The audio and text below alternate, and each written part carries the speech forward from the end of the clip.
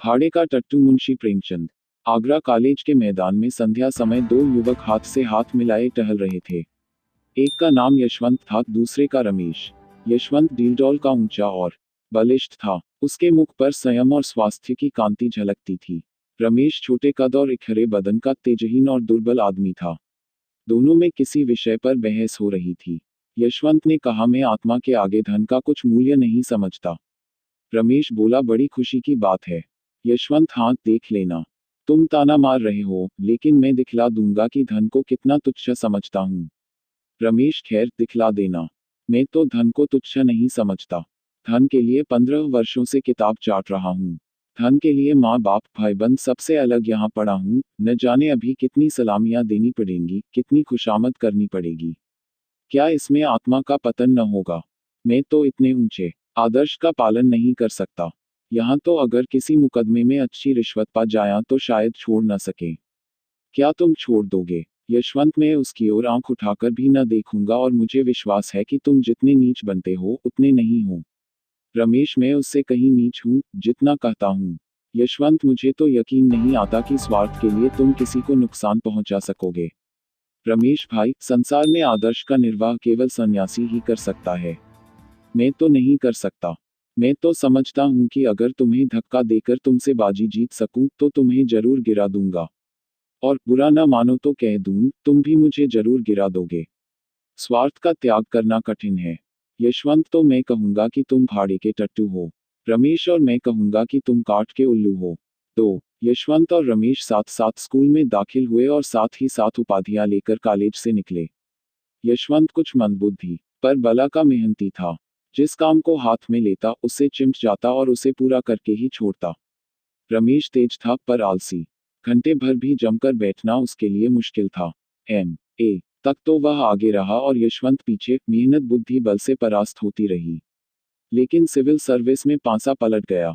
यशवंत सब धंधे छोड़कर किताबों पर पिल पड़ा, घूमना फिरना, सैर सपाटा, सर्कस थिएटर, यार दोस्त सबसे मुंह मोड़कर अपने एकांत कुटीर में जा बैठा। रमेश दोस्तों के साथ गपशप उड़ाता, क्रिकेट खेलता रहा। कभी कभी मनोरंजन के तौर पर किताब देख लेता। कदाचित उसे विश्वास था कि अब की भी मेरी तेजी बाजी ले जाएगी।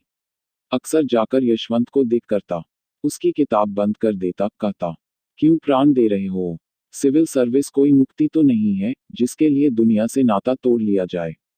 यहाँ तक कि यशवंत उसे आते देखता तो किवाड़े बंद कर लेता। आखिर परीक्षा का दिन आ पहुंचा। यशवंत ने सब कुछ याद किया था, पर किसी प्रश्न का उत्तर सोचने लगता तो उसे मालूम होता, मैंने जितना पढ़ा था सब भूल गया। वह बहुत घबराया हुआ था। रमेश पहले से कुछ सोचने का आदी न था। सोचता, जब पर्चा सामने आएगा उस वक्त देखा जाएगा। वह आत्मविश्वास से फूला फूला फिरता था। परीक्षा का फल निकला तो सुस्त कछुआ तेज खरगोश से बाजी मार ले गया था। अब रमेश की आंखें खुली पर वह हताश न हुआ।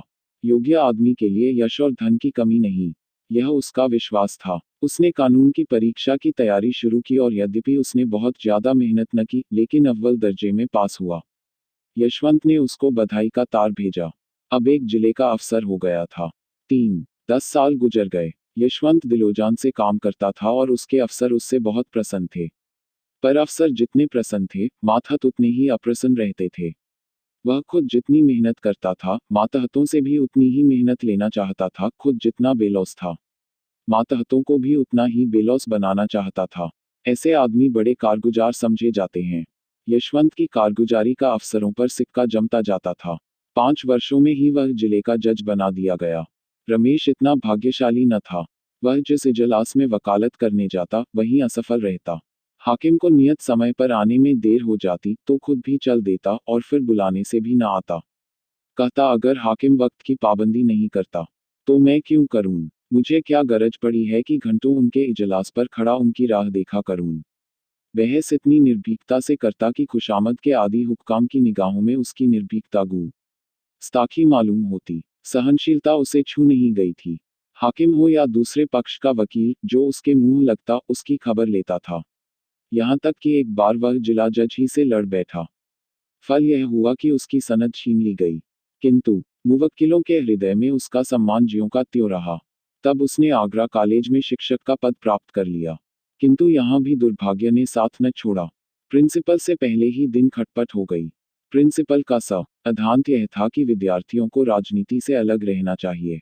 वह अपने कॉलेज के किसी छात्र को किसी राजनीतिक जलसे में शरीक न होने देते। रमेश पहले ही दिन से इस आज्ञा का खुल्लम-खुल्ला विरोध करने लगा। उसका कथन था कि अगर किसी को राजनीतिक जलसों में शामिल होना चाहिए, तो विद्यार्थी को। यह भी उसकी शिक्षा का एक अंग है। अन्य देशों में छात्रों ने युगांतर उपस्थित कर दिया है, तो इस देश में क्यों उनकी जबान बंद की जाती है? इसका फल यह हुआ कि साल खत्म होने के पहले ही रमेश को इस्तीफा देना पड़ा। किंतु विद्यार्थियों पर उसका दबाव तिल भर भी कम न हुआ। इस भांति कुछ तो अपने स्वभाव और कुछ परिस्थितियों ने रमेश को मार मार कर हाकिम बना दिया। पहले मुवक्किलों का पक्ष लेकर अदालत से लड़ा, फिर छात्रों का पक्ष लेकर प्रिंसिपल से रार मोल ली और अब प्रजा का पक्ष लेकर सरकार को चुनौती दी। वह स्वभाव से ही निर्भीक, आदर्शवादी, सत्यभक्त तथा आत्माभिमानी था। ऐसे प्राणी के लिए प्रजा सेवक बनने के सिवा और उपाय ही क्या था? समाचार पत्रों में वर्तमान परिस्थिति पर उसके लेख निकलने लगे। उसकी आलोचनाएं इतनी स्पष्ट, इतनी व्यापक और इतनी मार्मिक होती कि शीघ्र ही उसकी कीर्ति फैल गई। लोग मान गए कि इस क्षेत्र में एक नई शक्ति का उदय हुआ है। अधिकारी लोग उसके लेख पढ़कर तिलमिला उठते थे। उसका निशाना इतना ठीक बैठता था कि उससे बच निकलना असंभव था। अतिशयोक्तियां तो उनके सिरों पर से सनसनाती हुई निकल जाती थी। उनका वे दूर से तमाशा देख सकते थे, अभिज्ञताओं की वे उपेक्षा कर सकते थे। ये सब शस्त्रे उनके पास पहुंचते ही न थे, रास्ते ही में गिर पड़ते थे। पर रमेश के निशाने सिरों पर बैठते और अधिकारियों में हलचल और हाहाकार मचा देते थे। देश की राजनीतिक स्थिति चिंताजनक हो रही थी। यशवंत अपने पुराने मित्र के लेखों को पढ़ पढ़कर कांप उठते थे। भय होता कहीं वह कानून के पंजे में न आ जाए। बार बार उसे संयत रहने की ताकीद करते, बार बार मिन्नतें करते कि जरा अपनी कलम को और नर्म कर दो, जानबूझकर क्यों विषधर कानून के मुंह में उंगली डालते हो। लेकिन रमेश को नेतृत्व का नशा चढ़ा हुआ था। वह इन पत्रों का जवाब तक न देता था। 5वें साल यशवंत बदलकर आगरे का जिला जज हो गया। 4. देश की राजनीतिक दशा चिंताजनक हो रही थी। खुफिया पुलिस ने एक तूफान खड़ा कर दिया था। उसकी कपोल कल्पित कथाएं सुन सुनकर हुक्कामों की रूह फना हो रही थी। कहीं अखबारों का मुंह बंद किया जाता था, कहीं प्रजा के नेताओं का। खुफिया पुलिस ने अपना उल्लू सीधा करने के लिए हुक्कामों के कुछ इस तरह कान भरे कि उन्हें हर एक स्वतंत्र विचार रखने वाला आदमी खूनी और कातिल नजर आता था। रमेश यह अंधेर देखकर चुप बैठने वाला मनुष्य न था। ज्यों ज्यों अधिकारियों की निरंकुशता बढ़ती थी, त्यों त्यों उसका भी जोश बढ़ता था। रोज कहीं न कहीं व्याख्यान देता और उसके प्रायः सभी व्याख्यान विद्रोहात्मक भावों से भरे होते थे। स्पष्ट और खरी बातें कहना ही विद्रोह है। अगर किसी का राजनीतिक भाषण विद्रोहात्मक नहीं माना गया, तो समझ लो उसने अपने आंतरिक भावों को गुप्त रखा है। उसके दिल में जो कुछ है, उसे जबान पर लाने का साहस उसमें नहीं है। रमेश ने मनोभावों को गुप्त रखना सीखा ही न था।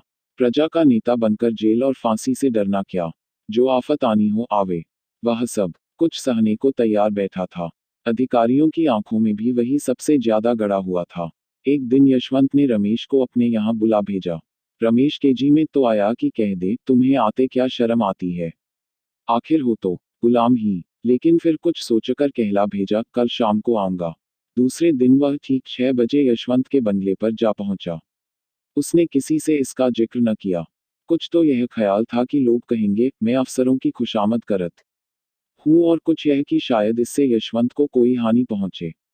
वह यशवंत के बंगले पर पहुंचा तो चिराग जल चुके थे। यशवंत ने आकर उसे गले से लगा लिया। आधी रात तक दोनों मित्रों में खूब बातें होती रहीं। यशवंत ने इतने में नौकरी के जो अनुभव प्राप्त किए थे, सब बयान किए। रमेश को यह जानकर आश्चर्य हुआ कि यशवंत के राजनीतिक विचार कितने विषयों में मेरे विचारों से भी ज्यादा स्वतंत्र हैं। उसका यह ख्याल बिल्कुल गलत निकला कि वह बिल्कुल बदल गया होगा। वफादारी के राग लापता होगा। रमेश ने कहा, भले आदमी, जब इतने जले हुए हो तो छोड़ क्यों नहीं देते नौकरी? और कुछ न सही, अपनी आत्मा की रक्षा तो कर सकोगे। यशवंत, मेरी चिंता पीछे करना। इस समय अपनी चिंता करो। मैंने तुम्हें सावधान करने को बुलाया है। इस वक्त सरकार की नज़र में तुम बेतरह खटक रहे हो। मुझे भय है कि तुम कहीं पकड़े न जाओ। रमेश, इसके लिए तो तैयार बैठा हूँ। यशवंत, आखिर आग में कूदने से लाभ ही क्या? रमेश, हानि लाभ देखना मेरा काम नहीं। मेरा काम तो अपने कर्तव्य का पालन करना है। यशवंत हठी तो तुम सदा के हो, मगर मौका नाजुक है, संभले रहना ही अच्छा है। अगर मैं देखता कि जनता में वास्तविक जागृति है, तो तुमसे पहले मैदान में आता। पर जब देखता हूं कि अपने ही मरे स्वर्ग देखना है, तो आगे कदम रखने की हिम्मत नहीं पड़ती। दोनों दोस्तों ने देर तक बातें की। कॉलेज के दिन याद आए। सहपाठी यूं के लिए कॉलेज की पुरानी स्मृतियां मनोरंजन और हास्य का अविरल स्रोत हुआ करती हैं। अध्यापकों पर आलोचनाएं हुई, कौन कौन साथी क्या कर रहा है, इसकी चर्चा हुई। बिल्कुल यह मालूम होता था कि दोनों अब भी कॉलेज के छात्र हैं। गंभीरता नाम को भी न थी। रात ज्यादा हो गई। भोजन करते करते 1 बज गया। यशवंत ने कहा, अब कहाँ जाओगे, यहीं सो रहो और बातें हूँ। तुम तो कभी आते भी नहीं। रमेश तो रमते जोगी थे ही, खाना खाकर बात करते करते सो गए। नींद खुली तो 9 बज गए थे। यशवंत सामने खड़े मुस्करा रहे थे। इसी रात को आगरे में भयंकर डाका पड़ गया। 5 रमेश 10 बजे घर पहुंचे तो देखा पुलिस ने उनका मकान घेर रखा है। इन्हें देखते ही ए का अफसर ने वारंट दिखाया। तुरंत घर की तलाशी होने लगी। मालूम नहीं क्यों कर रमेश के मेज की दराज में एक पिस्तौल निकल आया। फिर क्या था, हाथों में हथकड़ी पड़ गई। अब किसे उनके डाके में शरीक होने से इनकार हो सकता था। और भी कितने ही आदमियों पर आफत आई। सभी प्रमुख नेता चुन लिए गए। मुकदमा चलने लगा। औरों की बात को ईश्वर जाने पर रमेश निरपराध था। इसका उसके पास ऐसा प्रबल प्रमाण था, जिसकी सत्यता से किसी को इनकार न हो सकता था। पर क्या वह इस प्रमाण का उपयोग कर सकता था? रमेश ने सोचा, यशवंत स्वयं मेरे वकील द्वारा सफाई के गवाहों में अपना नाम लिखाने का प्रस्ताव करेगा। मुझे निर्दोष जानते हुए वह कभी मुझे जेल न जाने देगा। वह इतना हृदय शून्य नहीं है। लेकिन दिन गुजरते जाते थे और यशवंत की ओर से इस प्रकार का कोई प्रस्ताव न होता था और रमेश खुद संकोचवश उसका नाम लिखाते हुए डरते थे। न जाने इसमें उसे क्या बाधा हो। अपनी रक्षा के लिए वह उसे संकट में न डालना चाहते थे। यशवंत हृदय शून्य न थे, भाव शून्य न थे, लेकिन कर्म शून्य अवश्य थे। उन्हें अपने परम मित्र को निर्दोष मारे जाते देखकर दैक होता था, कभी कभी रो पड़ते थे, परी तना साहस न होता था कि सफाई देकर उसे छुड़ा लें। न जाने अफसरों का क्या ख्याल हो। कहीं यह न समझने लगे कि मैं भी षड्यंत्रकारियों से सहानुभूति रखता हूँ, मेरा भी उनके साथ कुछ संपर्क है। यह मेरे हिंदुस्तानी होने का दंड है। जानकर जहर निगलना पड़ रहा है।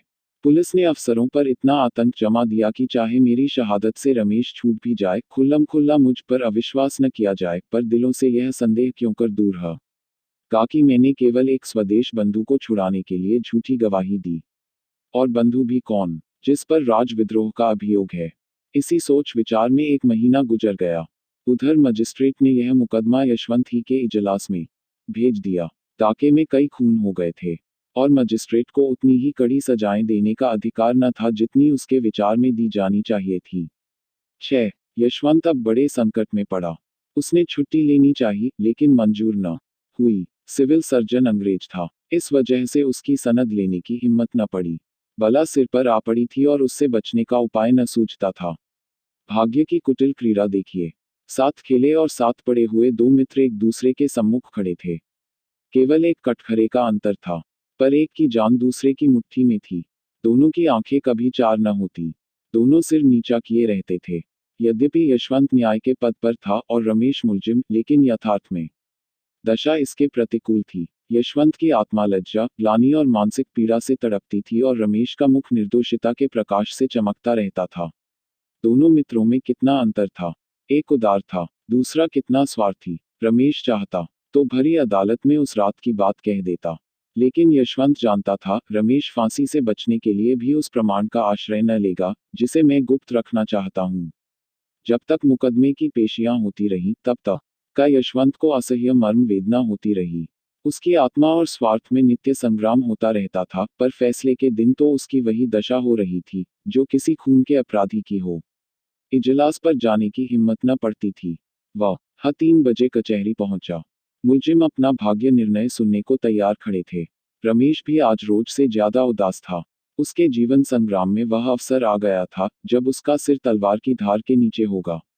अब तक भय सूक्ष्म रूप में था, आज उसने स्थूल रूप धारण कर लिया था। यशवंत ने दृढ़ स्वर में फैसला सुनाया। जब उसके मुख से ये शब्द निकले कि रमेशचंद्र को 7 वर्ष का कठिन कारावास, तो उसका गला रुंध गया। उसने तजवीज मेज पर रख दी। कुर्सी पर बैठकर पसीना पोंछने के बहाने आंखों में उमड़े हुए आंसुओं को पोंछा। इसके आगे तजवीज उससे न पड़ी गई।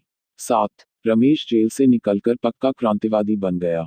जेल की अंधेरी कोठरी में दिन भर के कठिन परिश्रम के बाद वह दोनों के उपकार और सुधार के मंसूबे बांधा करता था। सोचता, मनुष्य क्यों पाप करता है? इसलिए न कि संसार में इतनी विषमता है। कोई तो विशाल भवनों में रहता है और किसी को पेड़ की छां भी मयस्सर नहीं। कोई रेशम और रत्नों से मढ़ा हुआ है, किसी को फटा वस्त्र भी नहीं। ऐसे न्याय विहीन संसार में यदि चोरी, हत्या और अधर्म है तो यह किसका दोष है? वह एक ऐसी समिति खोलने का स्वप्न देखा करता जिसका काम संसार से इस विषमता को मिटा देना हो। संसार सबके लिए है और उसमें सबको सुख भोगने का समान अधिकार है। न डाका डाका है, न चोरी चोरी। धनी अगर अपना धन खुशी से नहीं बांट देता तो उसकी इच्छा के विरुद्ध बांट लेने में क्या पाप? धनी उसे पाप कहता है तो कहे। उसका बनाया हुआ कानून दंड देना चाहता है तो दे। हमारी अदालत भी अलग होगी। उसके सामने वे सभी मनुष्य अपराधी होंगे जिनके पास जरूरत से ज्यादा सुख भोग की सामग्रियां हैं। हम भी उन्हें दंड देंगे। हम भी उनसे कड़ी मेहनत लेंगे। जेल से निकलते ही उसने इस सामाजिक क्रांति की घोषणा कर दी। गुप्त सभाएं बनने लगी, शस्त्र जमा किए जाने लगे और थोड़े ही दिनों में डाकों का बाजार गर्म हो गया। पुलिस ने उसका पता लगाना शुरू किया। उधर क्रांतिकारियों ने पुलिस पर भी हाथ साफ करना शुरू किया। उनकी शक्ति दिन दिन बढ़ने लगी। काम इतनी चतुराई से होता था कि किसी को अपराधी का कुछ सुराग न मिलता। रमेश कहीं गरीबों के लिए दवाखाने खोलता, कहीं बैंक डाके के रुपयों से उसने इलाके खरीदना शुरू किया। जहां कोई इलाका नीलाम होता वह उसे खरीद लेता। थोड़े ही दिनों में उसके अधीन एक बड़ी जायदाद हो गई। इसका नफा गरीबों के उपकार में खर्च होता था। तुर्रा यह कि सभी जानते थे यह रमेश की करामात है, पर किसी की मुंह खोलने की हिम्मत न होती थी। सभ्य समाज की दृष्टि में रमेश से ज्यादा घृणित और कोई प्राणी संसार में न था। लोग उसका नाम सुनकर कानों पर हाथ रख लेते थे। शायद उसे प्यासों मरता देखकर कोई एक बूंद पानी भी उसके मुंह में न डालता, लेकिन किसी की मजाल न थी कि उस पर आक्षेप कर सके। इस तरह कई साल गुजर गए। सरकार ने डाकुओं का पता लगाने के लिए बड़े बड़े इनाम रखे। यूरोप से गुप्त पुलिस के सिद्धहस्त आदमियों को बुलाकर इस काम पर नियुक्त किया। लेकिन गजब के डकैत थे जिनकी हिकमत के आगे किसी की कुछ न चलती थी। पर रमेश खुद अपने सिद्धांतों का पालन न कर सका। ज्यों ज्यों दिन गुजरते थे उसे अनुभव होता था कि मेरे अनुयायियों में असंतोष बढ़ता जाता है। उनमें भी जो ज्यादा चतुर और साहसी थे वे दूसरों पर रोब जमाते और लूट के माल में बराबर ससा न देते थे। यहाँ तक कि रमेश से कुछ लोग जलने लगे। वह राजसी ठाट से रहता था।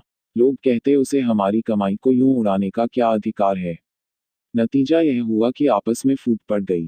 रात का वक्त था, काली घटा छाए हुई थी। एक युवक ने कहा, आप बार बार मुझी को क्यों चुनते हैं?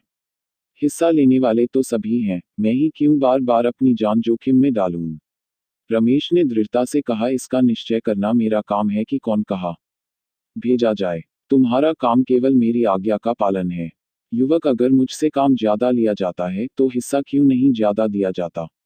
रमेश ने उसकी त्योरियां देखी और चुपके से पिस्तौल हाथ में लेकर बोले, इसका फैसला वहां से लौटने के बाद होगा। युवक, मैं जाने से पहले इसका फैसला करना चाहता हूँ। रमेश ने इसका जवाब न दिया। वह पिस्तौल से उसका काम तमाम कर देना ही चाहते थे कि युवक खिड़की से नीचे कूद पड़ा और भाग। कूदने फांदने में उसका जोर न था। चलती रेलगाड़ी से फांद पड़ना उसके बाएं हाथ का खेल था। वह वहां से सीधा गुप्त पुलिस के प्रधान के पास पहुंचा। 8. यशवंत ने भी पेंशन लेकर वकालत शुरू की थी।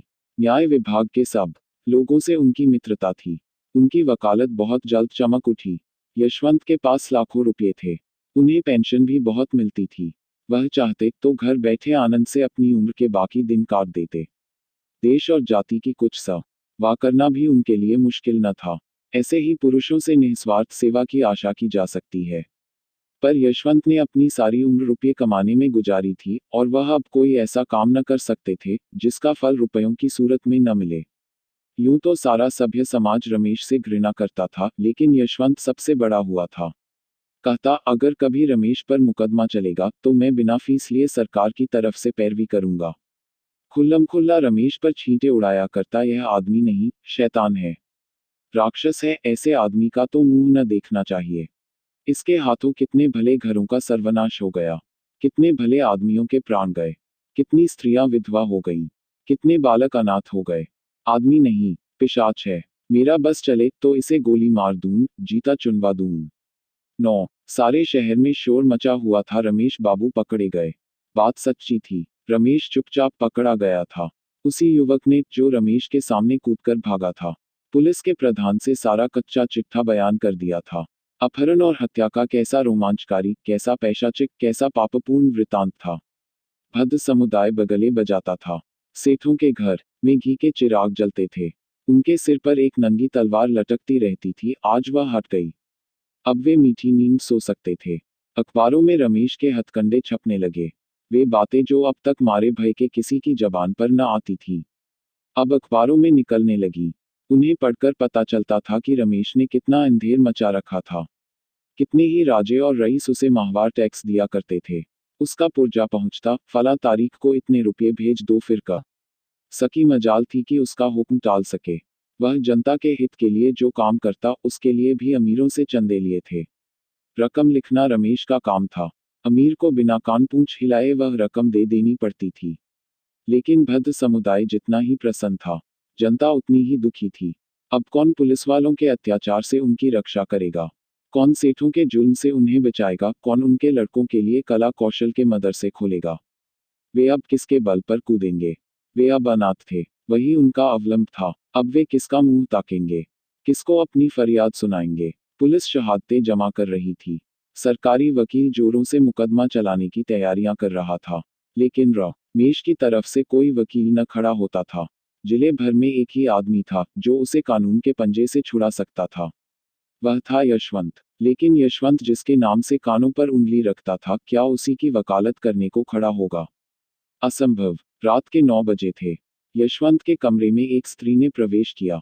यशवंत अखबार पढ़ रहा था। बोला, क्या चाहती हो? स्त्री, अपने पति के लिए एक वकील। यशवंत, तुम्हारा पति कौन है? स्त्री, वह जो आपके साथ पढ़ता था और जिस पर डाके का झूठा अभियोग चलाया जाने वाला है। यशवंत ने चौंक कर पूछा, तुम रमेश की स्त्री हो? स्त्री, हाँ। यशवंत, मैं उनकी वकालत नहीं कर सकता। स्त्री, आपको अख्तियार है। आप अपने जिले के आदमी हैं और मेरे पति के मित्र रह चुके हैं। इसलिए सोचा था क्यों बाहर वालों को बुलाऊं, मगर अब इलाहाबाद या कलकत्ते से ही किसी को बुलाऊंगी। यशवंत, मेहनताना दे सकोगी? स्त्री ने अभिमान के साथ कहा, बड़े से बड़े वकील का मेहनताना क्या होता है? यशवंत, 3000 रुपये रोज। स्त्री, बस आप इस मुकदमे को ले लें, मैं आपको 3000 रुपये रोज दूंगी। यशवंत, 3000 रुपये रोज?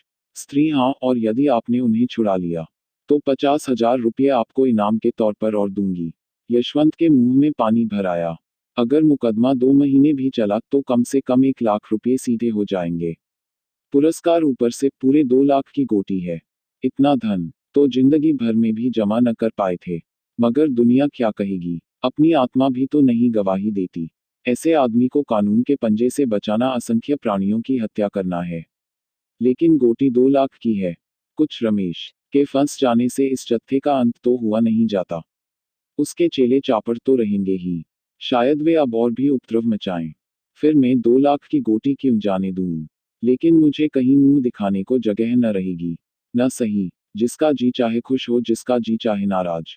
ये 2 लाख तो नहीं छोड़े जाते। कुछ मैं किसी का गला तो दबाता नहीं, चोरी तो करता नहीं। अपराधियों की रक्षा करना तो मेरा काम ही है। सहसा स्त्री ने पूछा, आप जवाब देते हैं? यशवंत, मैं कल जवाब दूंगा, जरा सोच लूं। स्त्री, नहीं, मुझे इतनी फुर्सत नहीं है। अगर आपको कुछ उलझन हो तो साफ साफ कह दीजिएगा, मैं और प्रबंध करूं। यशवंत को और विचार करने का अवसर न मिला। जल्दी का फैसला स्वार्थ ही की ओर झुकता है। यहाँ हानि की संभावना नहीं रहती। यशवंत, आप कुछ रुपये पेशगी के दे सकती हैं। स्त्री, रुपयों की मुझसे बार बार चर्चा न कीजिए। उनकी जान के सामने रुपयों की हस्ती क्या है? आप जितनी रकम चाहें मुझसे ले लें। आप चाहे उन्हें छुड़ा न सके, लेकिन सरकार के दांत खट्टे जरूर कर दें। यशवंत, खैर, मैं ही वकील हो जाऊंगा। कुछ पुरानी दोस्ती का निर्वाह भी तो करना चाहिए। 10। पुलिस ने एड़ी चोटी का जोर लगाया। सैकड़ों शहादतें पेश की। मुखबिर ने तो पूरी गाथा ही सुना दी, लेकिन यशवंत ने कुछ ऐसी दलीलें की, शहादतों को कुछ इस तरह झूठा सिद्ध किया और मुखबिर की कुछ ऐसी खबर ली कि रमेश बेदाग छूट गए। उन पर कोई अपराध न सिद्ध हो सका।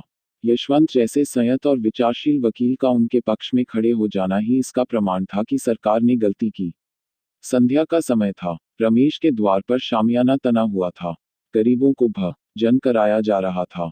मित्रों की दावत हो रही थी। यह रमेश के छूटने का उत्सव था। यशवंत को चारों ओर से धन्यवाद मिल रहे थे। रमेश को बधाइयां दी जा रही थी। यशवंत बार बार रमेश से बोलना चाहता था, लेकिन रमेश न की ओर से मुंह फेर लेते थे। अब तक उन दोनों में एक बात भी न हुई थी। आखिर यशवंत ने एक बार झुंझलाकर कहा, तुम तो मुझसे इस तरह ऐंठे हुए हो, मानो मैंने तुम्हारे साथ कोई बुराई की है। रमेश, और आप क्या समझते हैं कि मेरे साथ भलाई की है? पहले आपने मेरे इस लोक का सर्वनाश किया था, अब की परलोक का किया। पहले न्याय किया होता तो मेरी जिंदगी सुधर जाती, और अब जेल जाने देते तो आकबत बन जाती। यशवंत, यह तो न कहोगे कि इस मामले में कितने साहस से काम लेना पड़ा? रमेश, आपने साहस से काम नहीं लिया, स्वार्थ से काम लिया। आप अपने स्वार्थ के भक्त हैं। मैं तो आपको भाड़े का टट्टू समझता हूँ। मैंने अपने जीवन का बहुत दुरुपयोग किया, लेकिन उसे आपके जीवन से बदलने को किसी दशा में तैयार नहीं हूँ। आप मुझसे धन्यवाद की आशा न रखें।